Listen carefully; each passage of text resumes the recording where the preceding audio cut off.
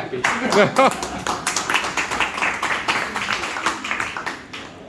Hello everyone, thank you.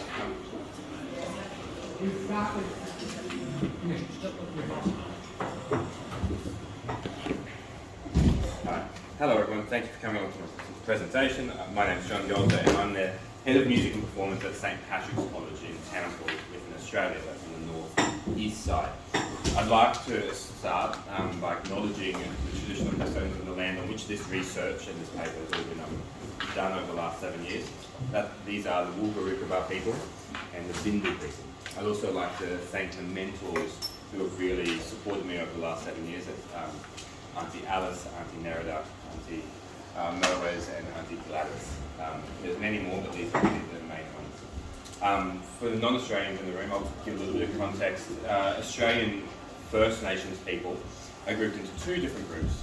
The Aboriginal people who mainly come from the mainland continent, there are some offshoots on the islands, and the Torres Strait Islands who come from the island group between the top of Australia and Papua New Guinea. The term Indigenous and First Nations are interchanged throughout this presentation because of the interview nature of this. I'd like to share with you a sung acknowledgement of country that we do at our college.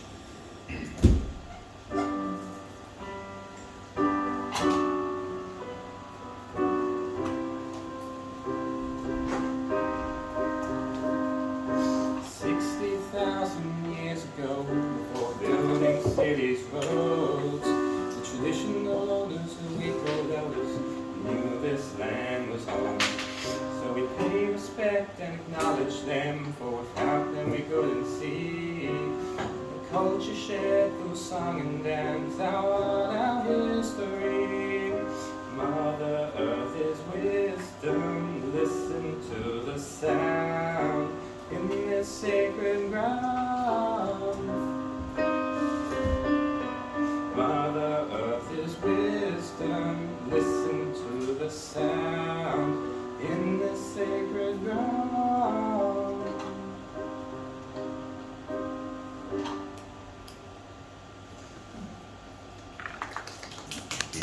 So some background context, I see not lots of non-Australians in the room.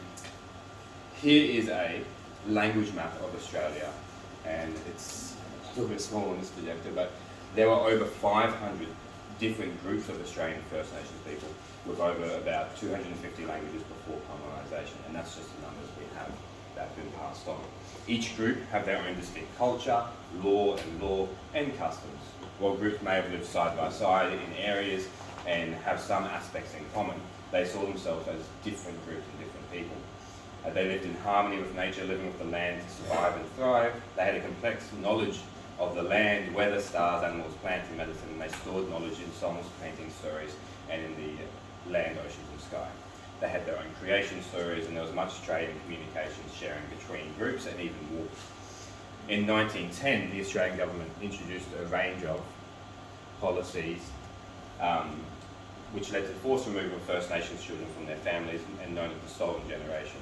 Some of my students who I teach today have impacts from their grandmothers or their parents, aunties or someone being taken, and how this has some tremendous devastating impact. So this caused mass intergenerational trauma and significant loss of culture and language. It wasn't until 1966 that all First Nations Australians could vote, and in 1922 the government overturned the doctrine of terra nullius, returning land rights to First Nations Australians. Efforts towards reconciliation since then include the 2008 apology by Kevin Rudd and reconciliation action plans in major organisations. First Nations cultures typically use music and song as a way of storing knowledge and passing on knowledge. From Deborah Cheatham, music is a fundamental way of understanding our world and our place in it. Colonisation disrupted this transfer of culture due to massacres and displacements, and so records from the 1930s show that Indigenous musicians were asked to perform but were rarely compensated for their performances and were even ushered out of these events quickly, with government policies restricting their travel and their opportunities.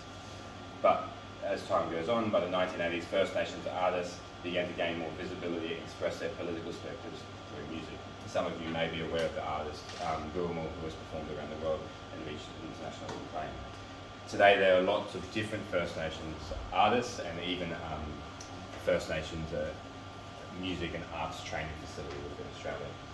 So there's definitely a great improvement there. I'd like to give you a little bit of context about the school in which the research has been taken. It's an all-girls independent Catholic school in regional northeastern Australia. Population is 650 students and 25% of our students identify as Australian First Nation. That's a large number compared to a lot of schools, especially in Queensland but throughout the country. This paper finalises papers presented at the 2019 and 2021 International Kodai Symposiums. It's a combined critical service learning and participatory action research project that was undertaken in this school. It emphasises the importance of engaging First Nations Australian communities to create culturally responsive curriculum, and today's paper explores new perspectives from interviews from cultural leaders in the community regarding this implementation. The first stage of this was to work with community to understand the culture, to understand, and like I've said, there's lots of different Aboriginal and Torres Strait Islander communities, understand the community that I was working in, and to develop that ability to relate to the students. I worked with these communities, and through that work we were not gifted but given approval to teach certain songs in the classroom.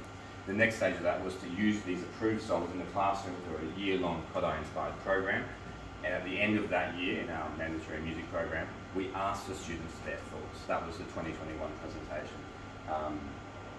Some themes occurring from what the students thought of this were they found themselves happy because they could connect to family, culture, and language, and this was not just for our First Nation students but our non-First Nation students found it really important to be able to connect to their friends who were First Nations through this universal music. This stage 4 of this, so I interviewed Australian First Nations community members in our school. So we interviewed the parents, some staff members, some elders, and a general community member.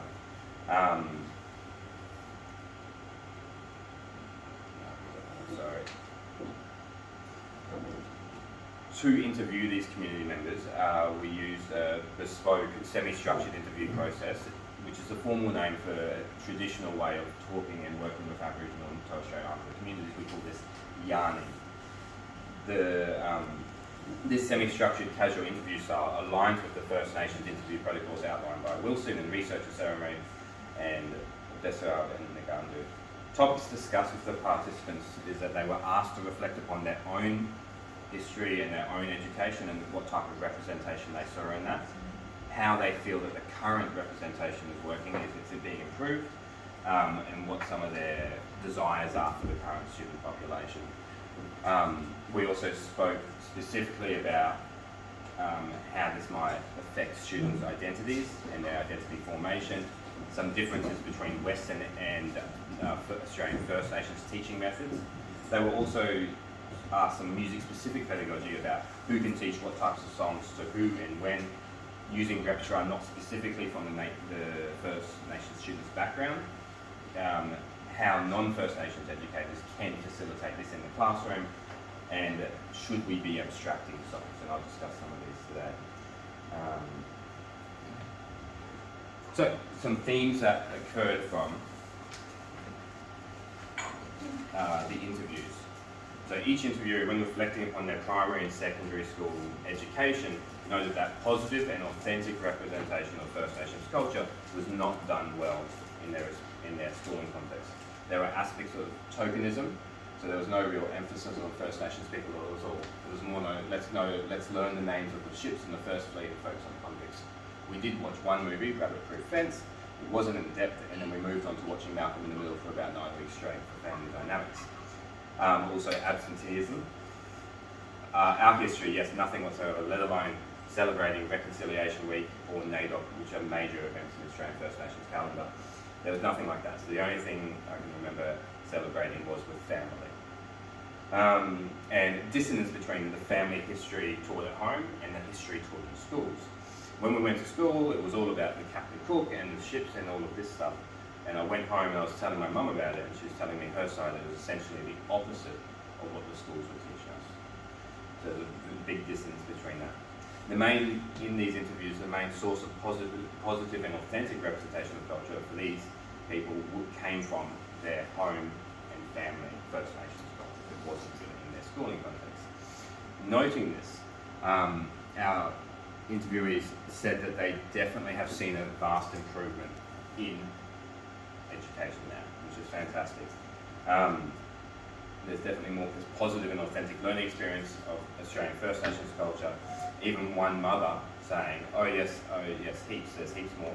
They definitely know more. I have learned things from my girls that I didn't really know. So yeah, they've come home with more knowledge than I was taught at school. Once again, showing the devastating impact of the stolen generation and the importance of teaching these things in school in the correct way. There were also some wishes for the future, and they really wanted to see, these interviewees, to see teachers and students who are of non-First Nations background to step up and help push this along. One person saying that there's a cultural norm for Aboriginal and Torres Strait Islander students not to rock the boat and not to ask these questions because that's what their parents were told in school. So if they can have friends or teachers doing this and putting it in there or asking these questions, if teachers haven't done it, maybe they can reflect and see if they've done the right thing and have been teaching enough.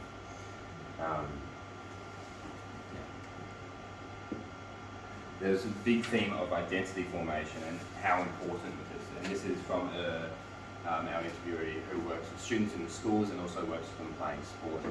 You see it with students or young people when they have that disconnection to culture. You see that kind of link between who am I, what's my purpose, and where do I belong? And I think connection to culture, whether that be family storylines, traditions, dress, languages, whatever it might be, when that connection is strong, all these links are really clear. Often you find kids, I guess, more general, but kids look and appear like they know where they are and they fit in and they know where they belong. Yeah, they know who they are. Really important thing, and from my own observations in schools, the kids who have that strong connection through home and also in the school have much more confidence. Some pedagogical differences about, we say, Western pedagogy, it's what mainly used in Northern Australia, and then the Australian First Nations styles of teaching. The interviewee saw Western pedagogies as very much one-dimensional type of learning, which involved sitting still, writing down information, or listening to the teacher speak, trying to remember that information, and then put it into a context where that information doesn't really belong. They saw it as very abstract. This is opposed to what they reference as the hands-on multimodal learning that they might see everyday First Nations communities. They also passed on some things that educators might be able to do to support that. They can do small things. Probably the biggest thing I've seen is providing the context if you are teaching something from First Nations background. Where did you learn this from? Who taught this to you? When did you meet them? Our students, especially, all of our students really love knowing this background context about where your knowledge is coming from. It's not just from a textbook, it's from someone that you know, who probably they might know too, and that created that deeper connection. Storytelling was a massive one. I feel like it's the most important part of our culture, and she's right, that is a big, bold statement, but I feel about your stories and your traditions of passing on knowledge, learning from your old people, that you continue to story on to that. That's how cultures are lost. And then another person describes the traditional style of teaching is they're trying to download information into your brain, where they describe the First Nation style as more relaxed and in terms of pace and storytelling. Maybe it's only one lesson or two different points they're trying to learn today, but they'll really do that in depth. How to work with nature as opposed to here are 5 math formulas that you need to remember and use right now. All interviewees highlighted that there needs to be,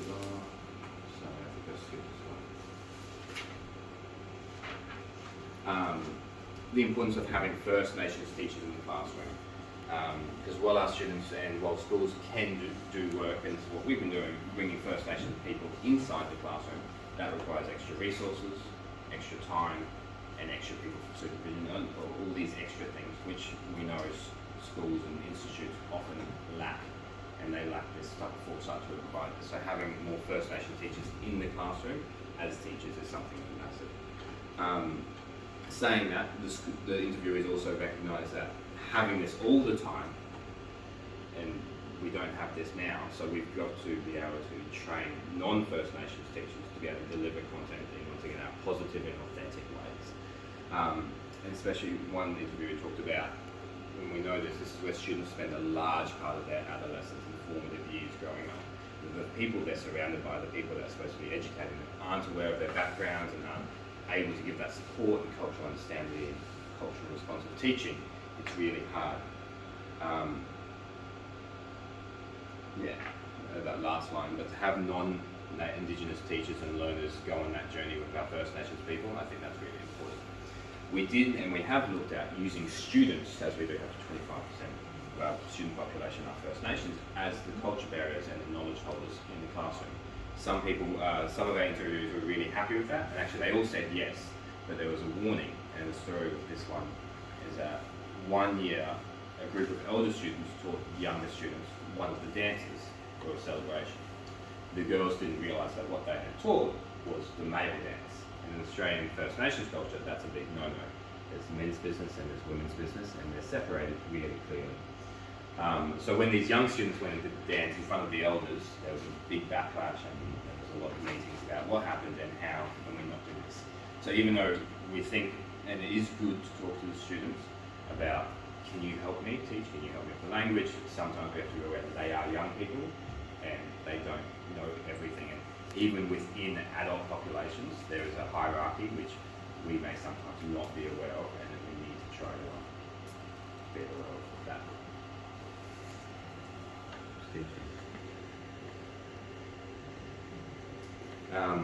So we asked now into some music specific things. So we asked, as we have about 10 different Aboriginal First Nations communities in our school, and at least 6 or 7 different island groups in our school from the Torres Strait. That's a lot of different cultural backgrounds and songs and families and people to work with to be able to represent their culture in the classroom. We spoke about this with the interviewers, and they said they understood that it's almost impossible with the resources we have. So we said, if we cannot find specific cultural representation, can we use, once again, being positive and authentic, from a representation from all over Australia? And they said yes. The main thing, as the literature said in the interview, say it needs to be a positive representation of their culture and authentic as you can be. They also agreed that teaching via pre-recorded videos can be good, or teaching via Zoom, but that takes a little bit of working out, but it's definitely worth it for our students. We spoke about abstract and traditional cultural songs into solfege, time names, note names, and there were little contrasting opinions on that. And one of our interviewees, and she says she uses it when teaching. It makes sense. It's the same thing I do when teaching a non-Indigenous student. So I have to pull it apart. So yeah, what you are doing, you're pulling it apart, it's not going to hurt. From another person's perspective, they will learn a lot more, a lot quicker, finding that cultural perspective into the Western world, but keep doing it because it will help out. It will help out the non-Indigenous students as well. But 2 of our other interviewers said, no, please keep the songs whole, and no, don't pull them apart. I think it's right to keep the songs as normal. So our takeaway from this, and what we've been doing in our college, is that we have these songs as our positive and authentic representation, but we don't pull them apart. When we'll talk about the background, we'll talk about what the song means, we'll talk about where we learnt it. We won't turn it to ta, ta, ti, ti, ticka, ticka, or do the solfege. We have enough repertoire to teach those things, but the students are still engaged in singing the music and singing in language often, our songs, or their songs, sorry. Some other themes that arose from the yarning process. So as I said, the yarning process is a semi-structured, I went in with a list of interview points that I wanted to try and cover, but as the conversations went through, I let the conversation just go where it went, and sometimes things came up that weren't on my initial list, which was really good. Family and understanding of family connections. Family is still everything. Number one, if I didn't have them, without them, I'd be lost.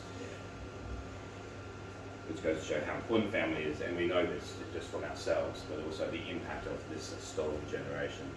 And then sharing stories to build connection. Like I said, when I teach the repertoire, I talk to the students about where I learned these songs from myself, which community member I was working with, and share that connection. It doesn't have to be a big note or show anything off, like I do this, I've been here, all these places. It's just saying something a little bit personal about yourself so the students can see you as a person and less as a teacher. And then our girls, especially the Aboriginal and Torres Strait Islander girls at the school, love that. They love knowing and hearing about that type of things, and then they open up and share with you. I won't play footy on the weekend, I'm going out fishing, I do these things. That's how we build those relationships.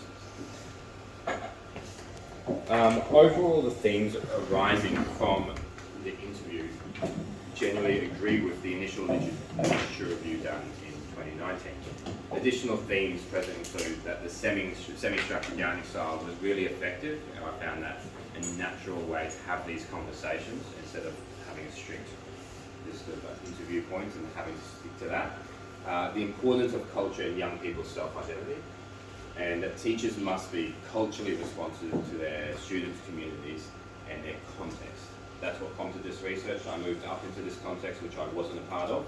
I saw that we were lacking something, and so I did as much as I could to work in this context, to understand it and understand what our students would benefit from and what would be good for them. This is the end of a long process research for me of 7 years.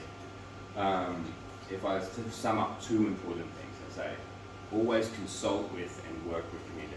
The key word there, you're working with them. You're not asking them, I need you to do this for me. You're doing this together, which may look like they're coming into school and you just introduce them to the students and then they teach the songs. So it might not be an active role by you, but you're facilitating them meeting the students. And also there's no one rule for everything. You may have taught a certain song many times to many classes, but maybe this year you have a student who knows that song and it has a different meaning for them, or they know a different version of that song, and we have to be open to being flexible and culturally responsive for all of our students. That's the bibliography. Have any questions, please let me know, but we'll do that, leave me